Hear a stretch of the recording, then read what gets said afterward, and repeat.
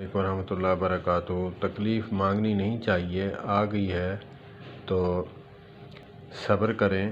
صبر کرنے سے انعام سے اللہ پاک نوازتے ہیں، کیونکہ اللہ پاک کو مخلوق بہت پیاری ہے۔ تو جیسے مثال سمجھ لیں، ماں کو بیٹا پیارا ہوتا ہے، لیکن کچھ کمی کوتاہیوں کی وجہ سے اسے دھتکار دیتی ہے، گھر سے نکال دیتی ہے، والدین نکال دیتے ہیں۔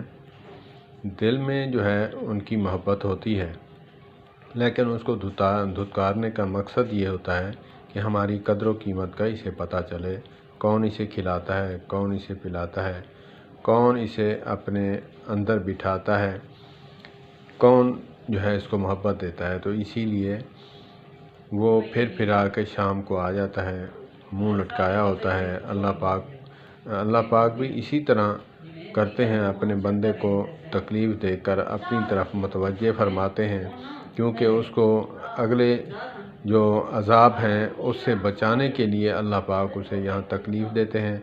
وہ متوجہ ہوتا ہے، اللہ کی قدر و قیمت، اللہ کی کبریائی بڑائی بیان کرتا ہے، ذکر و اذکار کرتا ہے، تو اسے اللہ پاک کی قدر و قیمت کا پتہ چلتا ہے کہ اللہ پاک نے مجھے تکلیف دی ہے، میں اللہ کی طرف رجوع کروں، اللہ پاک مجھے شفاء کاملہ عاجلہ نصیب فرمائیں گے۔ تو اسی لیے اللہ پاک تو ماں باپ کی نسبت جو ہے وہ تو دینا بس صرف سمجھانے کی بات ہے، لیکن اللہ پاک تو کئی گنا زیادہ پیار فرماتے ہیں۔ علماء تو فرماتے ہیں 70 گنا، یہ تو ہمیں سمجھانے کے لیے ہے، 70 گنا نہیں بلکہ کئی گنا، اس کی تو مثال بس دی ہے ہمیں سمجھانے کے لیے تعداد۔